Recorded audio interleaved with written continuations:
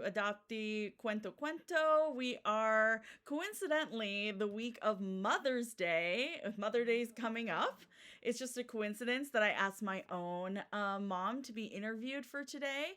So, as an adoptive parent, she has insight into that experience that's been lightly touched upon on this channel before, and we wanted to further expand on that with a one-on-one interview. So, thank you for participating in this interview, Mother. You're welcome, Anna. This is going to be fun. Okay. Tell us a little bit about you and your background. Where were you born and where are you from? I was born in the Philippines in a town called Unisan, Quezon. I grew up there until I was third year high school, after which we moved to Manila, Philippines, where I finished my high school at Far Eastern University, after which I went to college, the College of Dentistry, graduated as a dentist after 6 years, worked as a dentist in Manila for like about 7 months, after which I tried to relocate and go to America, and I went as an immigrant visa, and I came here, and then because I was not licensed as a dentist, I worked first as the secretary at the American Dental Association for like 2 years. I got bored and I moved to be a medical transcriber in a hospital that promoted me to be a supervisor. For another 2 years, I stayed in Chicago. That's in Chicago, Illinois. I stayed there for 5 years as a supervisor in medical transcription. And then I visited my brother in California, and I happened to like it. So I moved there. I found a boyfriend, and then I got married. That was 1973.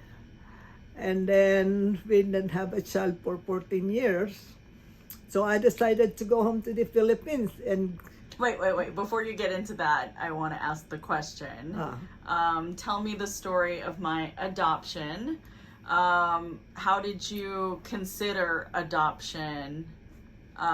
You said you didn't have kids for 14 years. So Yeah. did you try to have a baby? We did. We tried to have a baby, but then there is something wrong with my ovary, and I just decided, that we just figured out that we cannot have a baby, and so I told my husband that I would like one, and then we contacted what's that name? Wait, start with you. How did you go to when you went to the Philippines, what were you going there for? I went to the Philippines for vacation, and then I met with before I went there, I was by myself, and my husband told me, if there is no hits in the immigration, take one baby home. And I said, okay, I will try. Then I met with my cousin who worked at the bank and has a friend.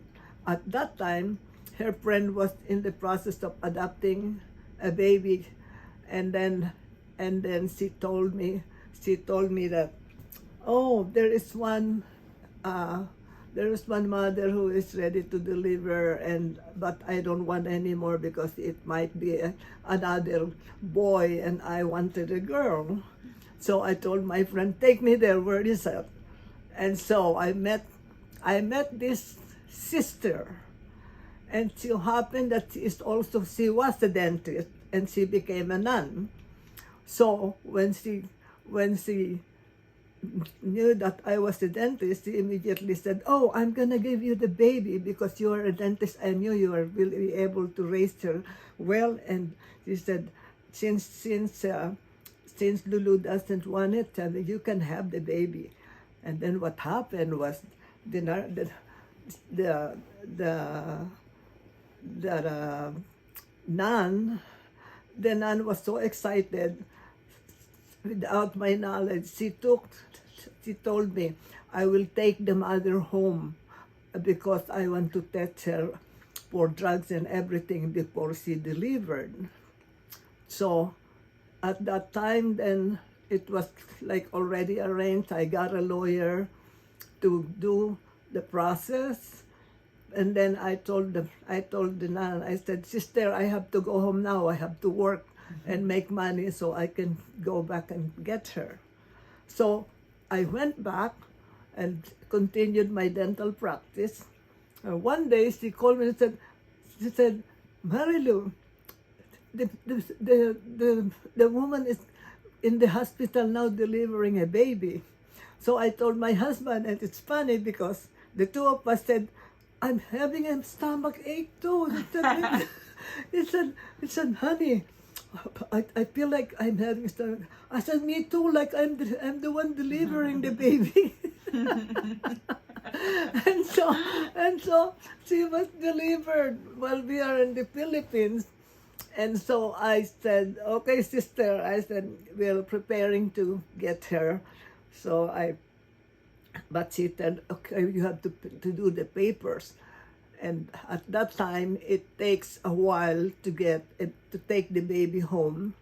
So my brother, who lives in Manila, after the baby was born, the mother, according to my cousin who arranged the birth of the baby in the hospital, the mother only saw her once. After she delivered, she said, can I see the baby? And so she saw it once, and then my cousin arranged her departure and gave her some money, and she left. So Aimee, my daughter now, was left in the hospital, but my brother and sister-in-law was so nice. They said, don't raise her don't keep her in the hospital. We will take her home. So my brother and my sister-in-law took Aimee home when she was just born. When she was taken home, they took care of Aimee very well and took video every month about her progress in her life, and then at that time they also arranged the paperwork. They were able to arrange the paperwork for 8 months, and she was an immigrant. So I think after 3 months, she has the paper already. So my husband and I went to the Philippines to get her. Wait, before you get there, I wanted to ask, how did Holt get involved with my adoption? They were part of the process. Oh, okay. Yeah, I forgot that. After I saw the mother and being pregnant, I went back home, and there is Holt Agency here in America. And I went to Holt Agency and told them that I'm adopted a baby, and I already have a baby in mind, and then that is Aimee. So the Holt Agency prepared Give me all your the phone. papers. It's beeping. Prepared all the papers here in America, visited our home, and then all the interviews, going back and forth to the immigration, and then after visiting our house, they said, okay, we can see that you are able to raise the baby. So they approved our adoption, and that is when we prepared. Right away we prepared and went to the Philippines, where Aimee already had an immigrant visa. At what point did you have to take classes? Was that at the beginning of the process? With Holt? Mm-hmm. No, in the beginning of the process, before we were approved, we went to some classes, and we were told what to do and how we would raise you, that we will that we will have to raise you and tell you after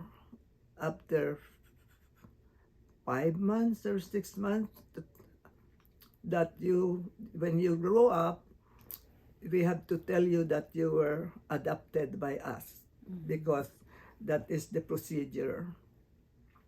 So we did that, and then we went to get you when you were 11 months old. We saw you in the crib. 8 months old. And you were so happy. Ah!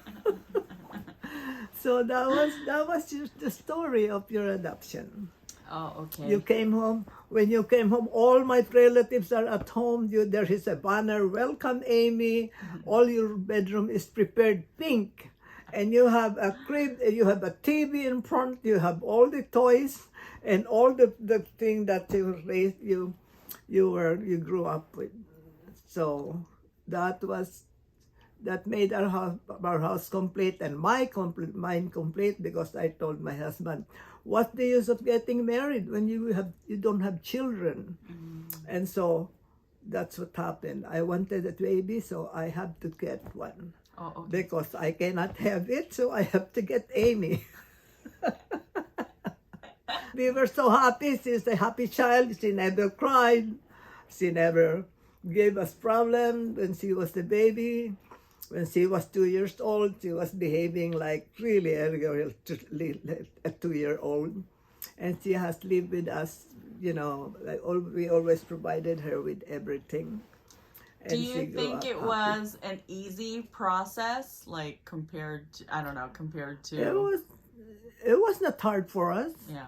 Because my business is my own business, so I can take off any time to work on the immigration, to go to Holt, and your dad all can take off also. So it was not hard for us, because we are able to do things that we are supposed to. Did they say anything about Filipino on Filipino adoption? Like, because you're Filipino, it's easier to get a Filipino child? No, this is what happens in America. You are not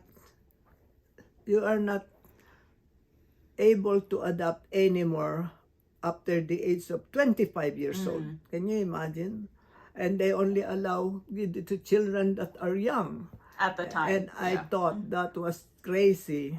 So then we actually did not try, but we just heard that. Yeah. So I said, I'll get one, I will get a Filipino. I'm going home to the Philippines. And how old were you at the time? I was already 44, 47? 45 when I got you. Yeah, 46. But I was so determined, and so I said, I'll get one back home. And so I got you. And it was not hard. It was easy to raise you, because I have the means. We have the house that they require the house, and you have the means to be able to raise her. So it was easy. When you came, I was practicing dentistry, and so I was able to hire a help. And I had a babysitter and housekeeper at home. And I worked, but because I was so excited, I only worked from 9 to 2 o'clock, and I tell my assistant, Vivian, close up, I'm going home, because I was so excited that I will see you at home with your babysitter. So she grew up very well with a babysitter at home. So that's what we did. It was not easy. It was so easy to raise you, because your dad has a good job and I am practicing dentistry. And we are so happy to have you. Okay. Until now that you grow up, I'm still happy. Okay. Very happy. How did you introduce adoption to me when I was growing up? Like, what would you say? When you were, the instruction was when you, I think at 5 years old, we were driving in the car, and you were in the park with Gail, your cousin, and just casually, I told you while I was driving, I said, Aimee, you know what? You did not come from my tummy. Oh yeah. And then I and remember. then you said, oh, you told your cousin right behind you, said, I came from the madre's tummy, from the nun. She thought that, she said, oh, Gil, I did not come from mommy's tummy. I came from the tummy of the nun who cared for me in the Philippines. So we were just laughing. But that's the time I told you that you were abducted. Because that was the instruction that you should tell the kid at the age of 5 so that they will know where they come from. So how did you react then? Oh yeah, you said how did I react? Oh yeah, I kind of remember that, or I remember you saying something like that to me. Yeah. And that I remember that I said I came from the nun's tummy, which is so, like, that would be impossible. So we were just laughing. I don't think I knew what it meant though until I was till later. Yeah. But I remember, I'm gonna tell this story. I remember we used to play a game when I was little about about what? I had a birthmark on my leg.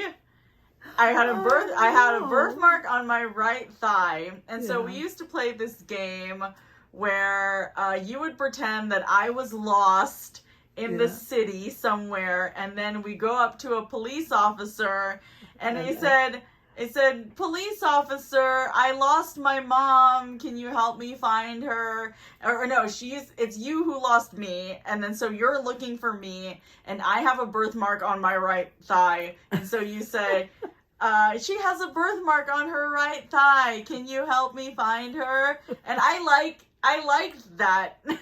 You like that story? I like that story over and over again. Yeah, I like the idea of being found. And I think I like the idea of feeling wanted. That was like a big thing with me growing up, was making me feel wanted, which I think comes from adoption, like subconsciously. I didn't think that, but I think that I like those games because I really want to feel wanted, because I think even if I was adopted as a baby, I always felt unwanted, like by somebody who didn't want me. And so I felt like if you and daddy wanted me, then that made me feel good, because... Of course, we will not get you if we did not want you. Yeah, but you don't really know that as a child. Like, you don't know that you're wanted. Yeah. And so I always, like, struggled with feeling wanted. Really? Yeah, it was... but I like that feeling of being found. So I love playing that game because you found me. You always found me. I always tell you. I have to say that we were literally sitting beside each other when we would play this game, so there's no way she could possibly lose me. And you say, again, mommy, and I get start telling that story. But I love it. I love it so much. I just knew now that was how you felt. Yeah, that's how I felt. Yeah, because I just like to feel. I like to be found. I like that you came looking for me. Oh my God. And I was like, oh my God, she found, even though we're laying beside each other on the bed playing this game. Waiting for your daddy to come home at there's night. no way that she can lose me because we're sitting right beside each other. Jesus Christ. So dumb. But I didn't that know was my next that was my next question, was how do you think adoption affected me growing up? Or did it? Or do you think it did? Or didn't? I don't think it affected you very much, because you felt that we are so loved and you have everything, and we traveled since you were... I took you to Disneyland when you were 11 months old, the first month you were here. But I just told you that story right now about like feeling wanted. Yeah, and I never knew that. Yeah, I was a pretty quiet kid. I didn't know how to say those things until later. So. But when we got you, we never think that you were adopted. We always think that you were our baby. It's not something that we think about, because all our purpose is to have you, to be a family. You never thought of me as like some. Especially Yeah, me. go ahead. Yeah. No. You never thought of me as like somebody else's child. When you, I don't know how the others felt who adopted, but when you adopted someone, you immediately feel that you are my baby. Mm-hmm. The funny thing is my patients, I would before you we got you from the Philippines, I keep asking my friend, my patients and my friends, how do you take care of baby? I don't know how to take care. I don't know how to take care of baby. And they all of them will answering that once you have her, you know what to do with her. That's what they said. Yeah. So I said, okay, I will see. And then yeah, we saw you there in the Philippines. And you were so cute and you were so happy. How did I react when you came to see me, when at Uncle Ben's house, when you came to see me for the first time? Well, you were 11 months old. And I was you eight, were asleep. I was 8 months old in that crib. Eight months yeah, old. I was 8 months old. I thought I got you when you were 11 It was months November old. of 1985. I was born February. So you were 8 months 8 old. months later. Yeah. That's what I thought. It's Yeah. 8 months. 11 months. I'm already hanging out in Alhambra. somebody said because if I was 11 months, it would I have been. know I got you for 8 months. Yeah. I don't know why somebody told me If it was 11. 11 months, it would be January of 1985. Okay. But it's you were November. 8 months old, so you were really a baby. You don't know anything. Yeah. When you came, you were asleep in your crib. And so we waited and waited and were looking. And then I told you, and then I said, "Ay, ang payat naman," because you were so tiny. You were so skinny. I said, "Oh, ang payat."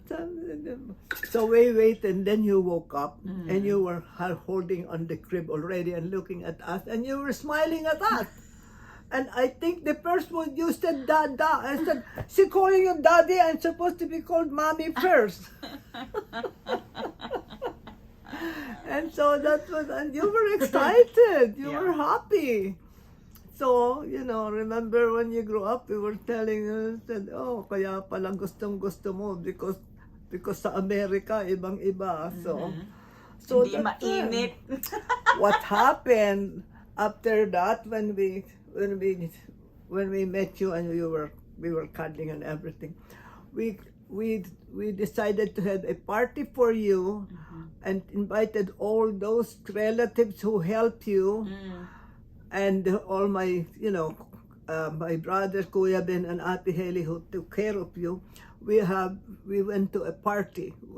I served, I went to invite them for dinner for your party that we met.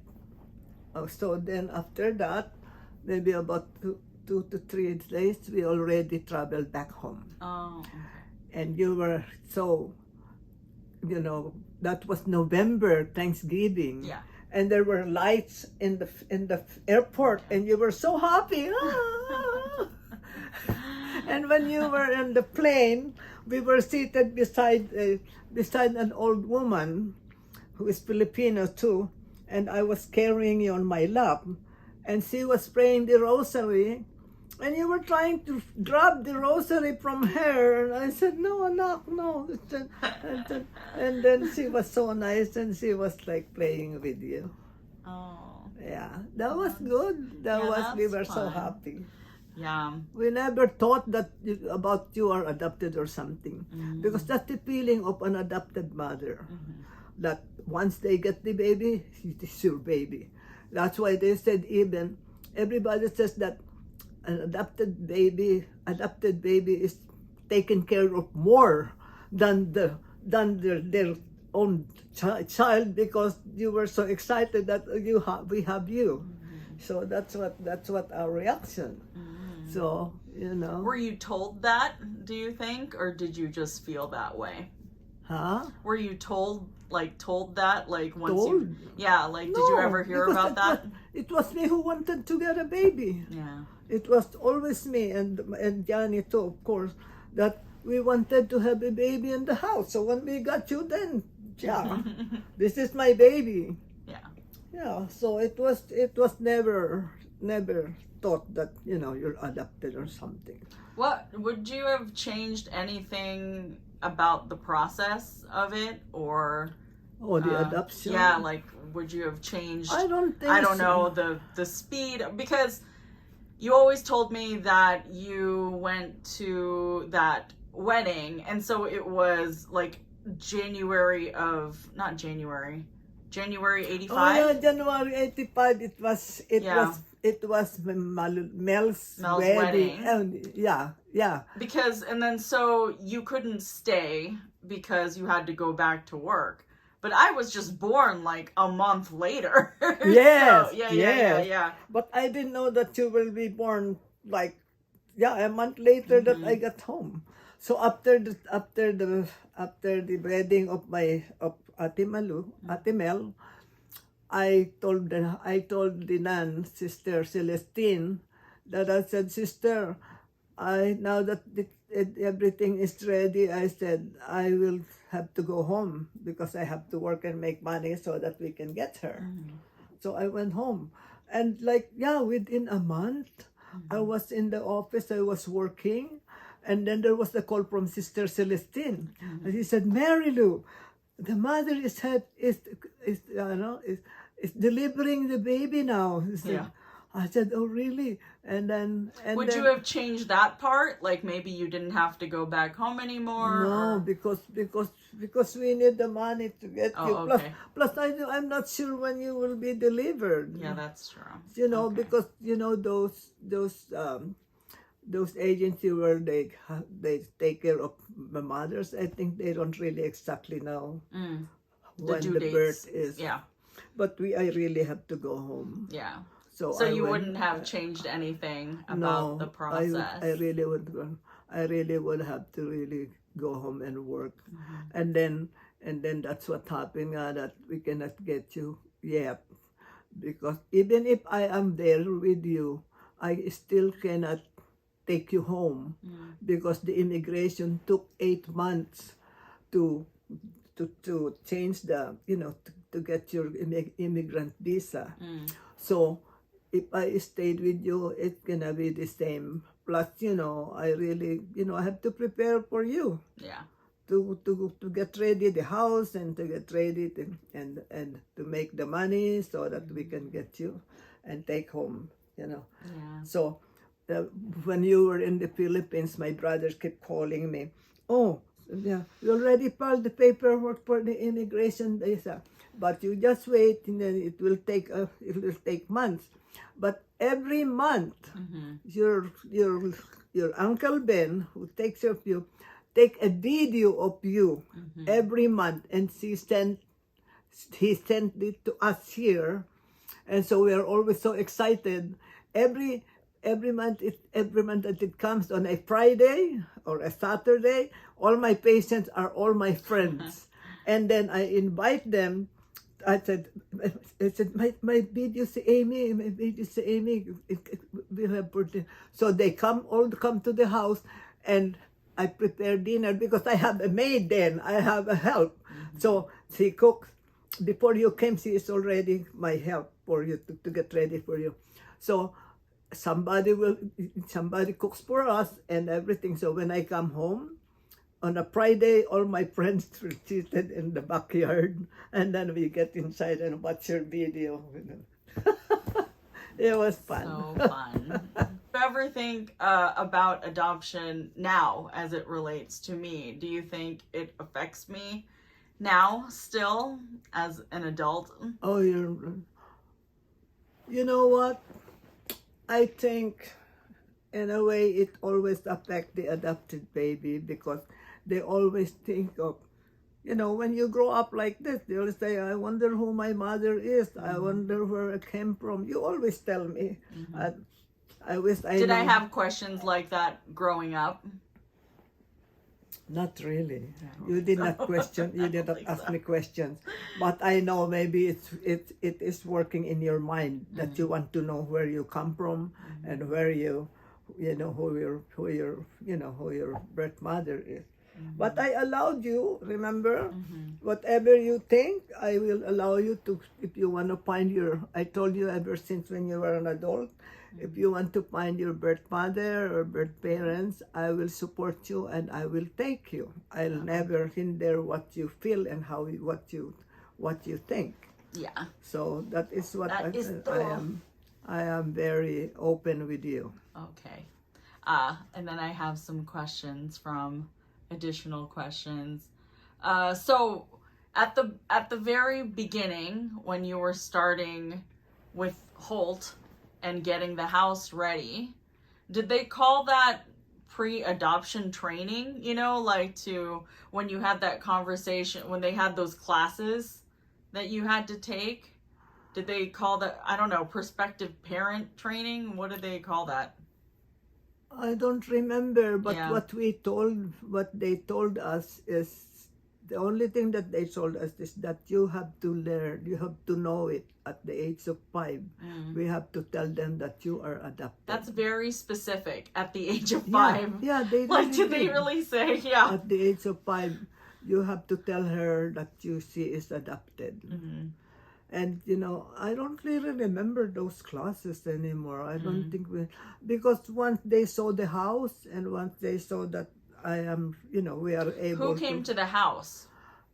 A Holt agency. A social worker? A woman from the Holt agency to examine where I am taking you from the Philippines, where I am going to have you live. So they have to see that the adoptive parents have enough money, enough space for you to grow up, and that is what they are interested in. Did they offer any post-adoption training? Like, not really. Did they ever offer, like, hey, now that you have this baby, oops, my bad. Ah, shit. No, there's no training that they give. What I remember is when you were born, they contacted me the Holt agency in the Philippines contacted us. And they said the baby is ready to come to you. How would you like it? Would you like us to deliver the baby to you, or will you pick her up? So we said, no, we will pick her up. We are going to the Philippines to get her. Otherwise, if they ask the parent if they will get the baby and bring her here. But I didn't want that. We wanted to go to the Philippines and get you. That's the only thing that Holt wanted. They asked about us. Okay. And that's what happened. I see. How did you feel about me when I wanted to search or connect with my birth family?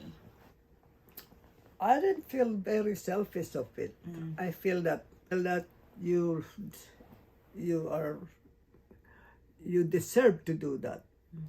I remember I always support you, and so when you wanted to find, you told me you're active with Holt and you are the member, and I did not mind, because I feel that you are supposed to. It's your privilege to know where you come from. I never was selfish about it. Because I remember when we went back to the Philippines when I was like 14. Yeah. And we met with Sister Cell. We met with Sister and she Cell. asked me if I had any questions or like of her, and I couldn't think of anything because I was 14. I didn't really. I wanted to find my birth family, but I didn't know what to ask. Like, I didn't know. I was unprepared. Yeah. Like, I wish I had gotten advice or like a therapist or like something to guide me into that process, but we were going into it blind, so I didn't know what to ask her. And I remember asking her like, oh, do I look like her? But she wouldn't know that, like, because she doesn't remember my birth mother. Sister Cell does not remember my birth mother. I guarantee you, like, out of all the women that she's seen in her life, in and out of that unwed mother thing. So I remember thinking that when I was 14, like, there's no way she could possibly, I don't even know why I'm asking this question, because there's no way she could possibly remember my birth mother out of like the thousands of women that she's helped. So I remember. And then we tried to search again when I was older, when I was 25, the last time I was there, but that didn't result in anything. During those times that you go home, you always wanted to I always wanted to search, but we didn't try very hard. Like, I don't think we never really connected with any actual like resources that could help us. So I remember that when we went back there to get you, I told the sister, I said, "Sister, can I meet them? Can I meet the mother?" And you know how Filipinos are. The sister said, "Oh, can I say in Tagalog?" I said, wag mo nang meetin yung nanay at pag nagalit ka kay Aimee, maalaala mo lang yung ina. Something like that. You don't have to meet her because you don't have to meet her because then you're just gonna think about her like, later. When I get upset with you, then I will just imagine her. And I said, no, I will not do that. But then she did not. Wag ko na raw i-meet eh. Okay. Yeah, I wonder if she had the power to make that. I don't think so. To like facilitate a meeting or something. I don't know. After baby, this took care of things for her to go home. There's no more contact. That's true. So I am sorry about that. It's all good. What do you see? That's different because the process for you was easier than other people, but like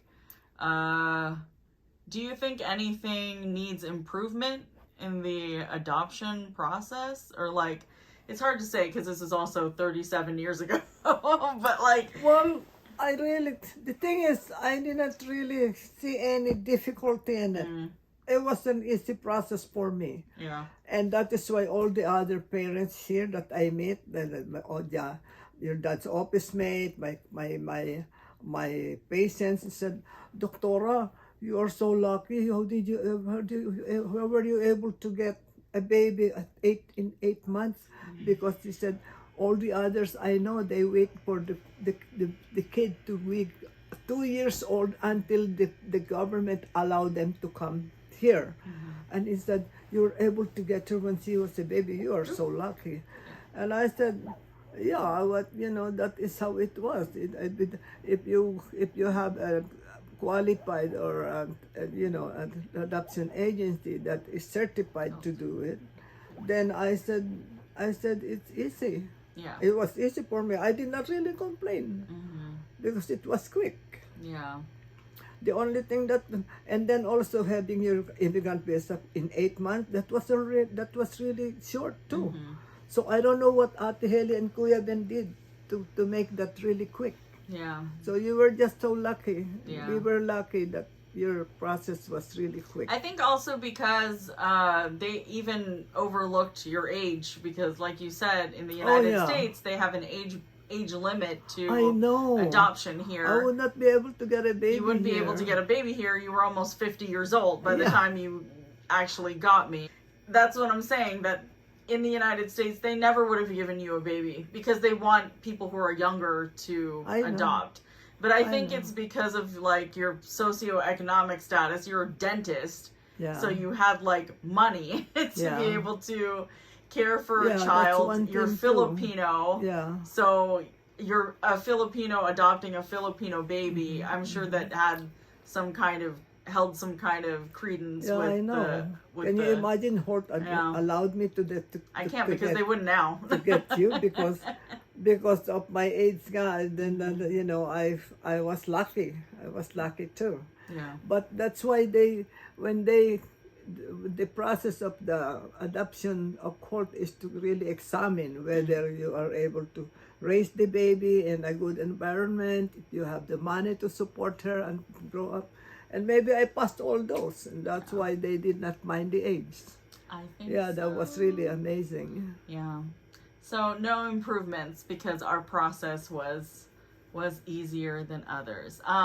Do you think it's important, and did you think it was important to talk about adoption growing up, or did you just not think about it that much? Don't talk about adoption to whom? Me. to you? Well, after I told you that you did not come from my tummy, I did not talk about it anymore because you were growing up, as far as I know, as far as you are happy and you are not even thinking about that anymore, but in your mind you know that I am your adopted mother. But if you ask questions then, and if you are questions for me to answer, I would have answered. But we did not have any problem of you growing up to be with me. So there was no question. Unless, like I said, if you ask me, I will answer. But there was no answer. I just raised you like... I know, but like also... What? You say that, but also like I was suicidal when I was like 10 years old. So you don't think that like affected? Okay. You know. That was You the know. time that was a rough time. Well, it is because of mainly the reason why you were like that is because I divorced your dad, and that's the one that hurt you so much. Yeah. And I know that when you were in high school or even in elementary school, you were, one time... I will say that that's not the part. I mean, yes, because I was ripped away from my entire life. That hurt. But I think it was also like that thing that I always had with abandonment and feeling wanted. Like that's the thing that hurt the most. Is like because I feel like Daddy left me. Not just you, because you're separate from me, but like he left me. And so I was like, oh shit, like here's another parental figure who's gonna leave me again. And so that's what I felt when I was like a kid. I was like, oh, he left me. And then I had two other parents who left and abandoned me too. And so I felt... So you were thinking that I might leave you too?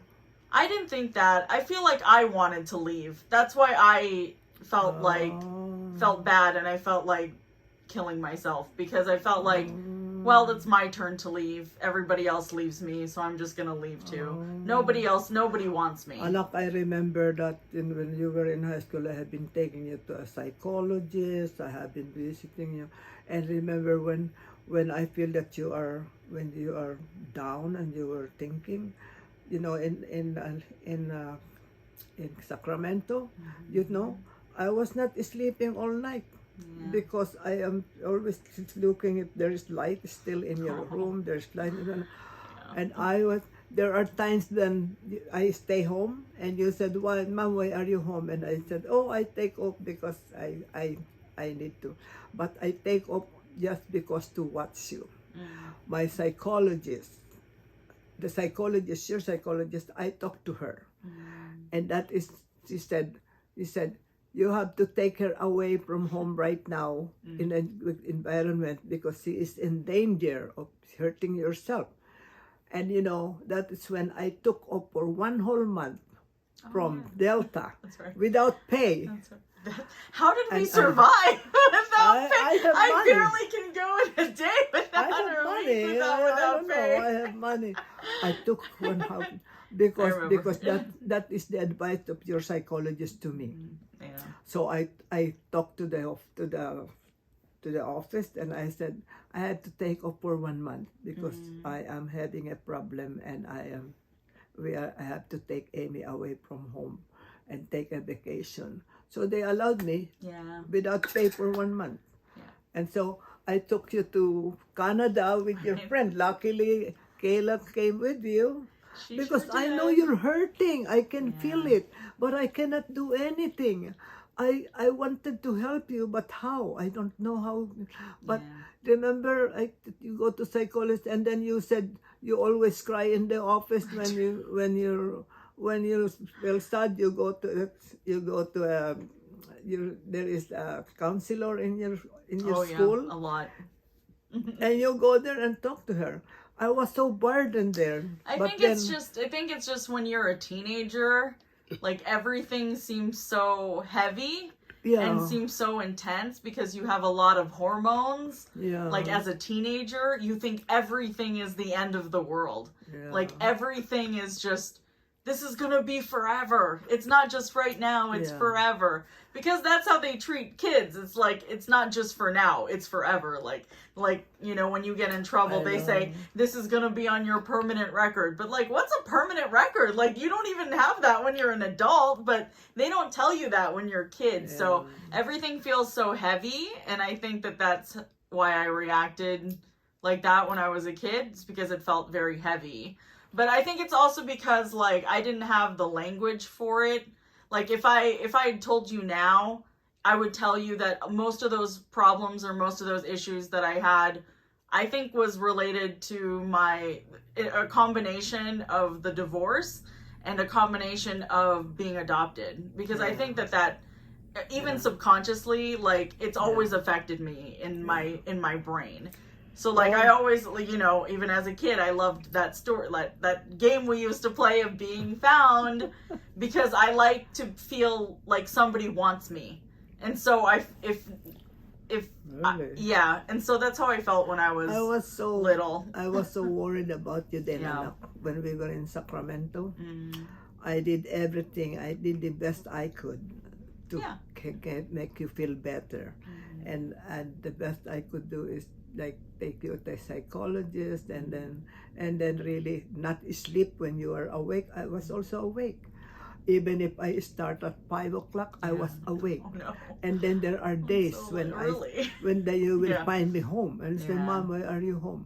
I said, oh, I take off because, you know, but I am there to watch you. I took off any time that I feel that you are not okay.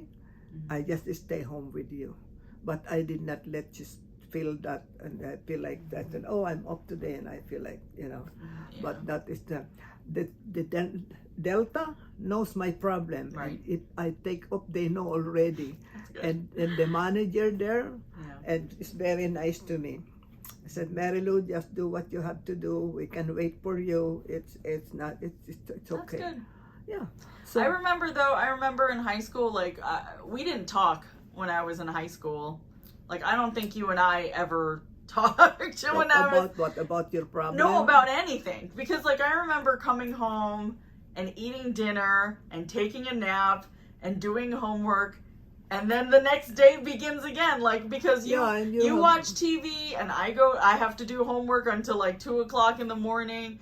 And so we hung out, like, on the weekends, maybe. Yeah. But we didn't really we always hang out on the weekend. Yeah. We go out and eat, or we go shopping. Or and after school, we would do because that. That's the best I could do for you.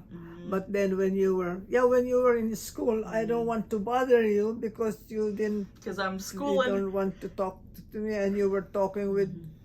Who is that? With your friend. Courtney. All night with Courtney. And so I was always observing you. It was hard for me, but I carried it that way. I was always watching you and observing you. I feel that you're very down, I don't go to work. Yeah. And I take off. Back then, I don't think I took, like, therapy seriously. Like, I never felt like I was honest with them. I mean, I would tell them how I'd feel in the beginning, and then I'd just be like, oh, everything's fine. Everything's fine. Because I'm always like that. But the psychologists know. Yeah, she knows. Yeah. She talked to me. Yeah. They said they have to take her out of the environment right now. Yeah. Go. I wonder why she said that. Go I can't remember. She told me. Things being that bad. She told me. Yeah. So, see, you didn't know that after your talk, I talked to her, and she said, do not ever tell that we are communicating, but mali daw yun. But I did. I talked to her, and that is why I know what to do. Yeah. If you are the only one, but I would always want to know. So then that's why what I did. Every time I feel that you're sad, I take off. You know, every time. We took our vacation I took a vacation for another 1 week or 2 weeks, and then I kept calling. I called Sherry, my friend, and I said, Sherry, I'm finished working on my closet. I cleaned everything, and then what do I do now? Because I have to be home with you. And so, what do I do now, Sherry? And she said, oh, just stay there, and But that is what I do. I did never left you alone when you are sad because I knew it. The psychologist tells me. But that is the best I can help anak. I can That's do. okay. So do you think you would encourage other parents to speak to their kids like more about those issues growing, if they can? You know what? If they can. I think everybody feel like if you approach us and you talk to us, we will gladly talk to you. Yeah. But approaching you and telling you, well, anak, you are adopted and you are this, that, I don't think any mother could do that, will say that, because we are only here to attend to you and to listen to you. If you have problems, then we listen and we talk to you. Yeah. But unless you approach us, we don't know. I don't know what to say, because I don't want to open it up always to you that you are adopted. Yeah. I want you to feel that you are my child. So That's I hard. would not all. That's open hard up. having that though, between if a kid is, because I don't think kids, like me, I didn't have that language growing up. I didn't understand what was Maybe wrong with everybody, me. every adoptees are like that. Maybe, but I'm just saying, as children, I think as kids, it's hard for kids to go up to their parents and say, I'm having this issue, because we don't have language for it as children. Yeah, Being maybe. 10 And years that old. is why you put you maintain it in your mind, and that's why what happened, and then you are so burdened and you don't know what to do. Yeah. And I don't know. It's fun. It's hard because, I feel like if you wait for a child to come up to you, they won't, because they don't want to burden you. And then I don't want to bother you. And at the same time, the parent doesn't want to come up to the kid to burden the kid on that dialogue. But I think there's a way to meet like halfway, like maybe say something like, oh, you can talk to us about any, like, are you having a problem in school? Are you having? Well, but I always ask you that, and I even got you a tutor. But the kids don't say, like, silence, because they don't know how to express it. I talked to you about school. Yeah. And I see that you have a problem. I even got you a tutor, which you don't like. And then everything I did for you like that, because I know that is what a mother will do. Did you think something was wrong with me? Like, I don't know. Well, I was figuring out that you didn't have any ambition at that time, even like music. I went to send you for piano, you stopped. I went to send you for singing voice, you stopped. And then I converted the room to have your drums, bought you these drums, and then it didn't work. So I was figuring, well, I don't know what she wanted to do. I don't know what her ambition is. So I just waited for you to tell me, because I did that to make you, to make you learn everything, because I knew that you have a voice, so go to singing lesson. And I said, we have the piano, play the piano. But you didn't want any of those. Why did you not want any of those? Oh, I mean, I told you why I didn't like any. I think every outlet seemed to discourage me instead of encourage me to do something. So, like, the music teacher told me that my fingers are too short. I'm never gonna be able to reach some stuff. My music teacher told me, like, I'd never be able to. When you use the word, I think it's just the bad teaching method. Because if you discourage a kid, especially in my brain, as soon as somebody tells me I can't do something, I'm like, you're right, I can't do it anymore. Like, I can't do it. I'm not going to do it anymore. That's how I was and then at the same time, I was a kid. I was like 12 years old, right? And like, I remember thinking, I'm too late to do this. Like, I'm too late to play the piano. I'm too late to try to be a singer. I'm too late. And then when you grow up, you're like, oh no, I was a kid. Like I was never too late. But Yeah. they always make you feel like if you don't do something at a certain time, then that's it for you. You can't do it anymore. And I'm like, I don't know. it was very the people maybe I that sent we. you to the wrong person. I mean, you always get recommendations from other people, right? Like, Yeah, so yeah. I don't blame you Or for I like don't know. getting I recommended. did not know that you asked. Like Yeah. even schools. Yeah. Like when we in Laverne, I asked for what school is good, and then you went to this. I got you to this kindergarten. Yeah. Mm-hmm. To this. And everything that is recommended by people. Yeah. Well, I like going to kindergarten there. So, I liked Carden. but I have a question for you. Yes. How do you feel now about How your do I feel situation? Well, That we are always, we just the two of you, two of us, really. There's nobody else. Well, your dad, I'm glad is like here now. But yeah. how do you feel about yourself? I feel accepting now that I'm older than when I was in my 20s or in my teens. You didn't even think that you were accepted when you were No, 20s? I mean accepting of life, I guess, because I think I was always wanting something else when I was it's younger. normal. Yeah. And so like even would say with daddy. So like I wanted me and dad to have a different relationship, or I wanted him to, be this or do this. But I'm 37 years old. Like dad is his age now. Like he's not going to change. I'm not going to change. And if I want to accept him into my life, yeah, I have to accept the person that he is, because he's not going to change. Yeah, and he never did. He's never going to be the dad that I had when I was 7 that I lost, Yeah. Like I'm never going to have So that again. But I'm okay with that because I'm 37. Okay with that. So like 30 years later, I can't expect him to be that anymore. So it's somewhere in my 30s, somewhere in my late 20s, I decided I'm just like, it's fine. This is it.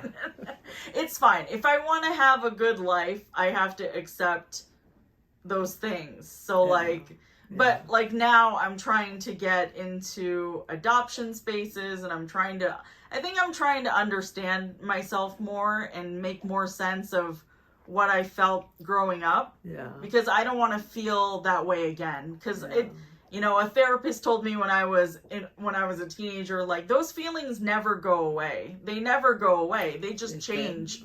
And so I think finally, I think I know that she's right now, that those feelings don't go away. Sometimes days are not good. Sometimes they're bad. So now you're accepting with what your life now. Are you happy? I mean, yeah. Yeah, I think being able to understand this side more is being more accepting to what was. Because I didn't have the language of adoption growing up. So like I didn't know what any of that meant. But I think now I'm understanding it more and becoming more involved and asking myself more questions and learning about my birth family, finally. So like I think I'm getting more of those questions answered. Because anak, like I'm telling you, every night that I pray, all my prayer is always just you. But they should also be you. Ever since. They should also be but you. But this is what I always pray about me. I pray that I will, I said, Lord, I don't want to leave Aimee. Give me more long years. Like when I'm sick, I said, please don't take me away. Last night, I dreamt of Nanay. And when it's good that when I was already being awake like 5:30, and I dreamt that I was in a friend's house and she came to pick me up. And I remember yung sinasabi niya sa akin na if you dream about your tatay that they're taking you, do not go because that's bad. So I was glad that at that dream I was already awake. So I that's why I was awake early. Oh, because Nana was in my dream that she is picking me up. So I said, no, I don't know. I don't know. And I prayed and I said, I always pray, Lord, please give me a longer life. And they have to stay with Aimee until she is really, she is really established and she is really ready to, But right now, I said, I just want to be with her. So that is my prayer for myself. Okay. Do you have any closing thoughts on adoption? Not about me. Closing thoughts? Yes. I think adoption is a good thing because the reason why like people like me are adopting is because we really want you. We really want a child. Otherwise, we will not do it. So I think it's a good process because there is a lot of kids out there that are really not able to be maintained or to be raised by the parent.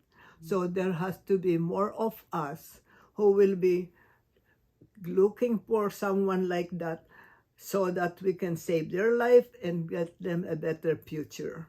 When I got you, we attended your dad's party and somebody said, "Oh, I'm glad you have a baby now. You're somebody who will take care of you." And my answer was, I did not, just newly adopted. I said, I did not get my baby to take care of me. I get her because I wanted her to have a better future and a better life. It's not that I wanted somebody to take care of me. I will never have my baby take care of me. Like, sinagot ko because that is what I really feel. Hindi kita I did not get you because some parents who adopted, they will say, mag-aalaga na sa akin pag tumanda ako. I was not like that, anak. I never in my mind. I just wanted you to have a good life and to have a happy life. Okay. I want to be, when you're happy, then that is my goal. Okay. Okay. Thank you, Mommy, for my... Are we done? Yeah, we're done. Thank you. Tugol. Ang tugol nun, oh.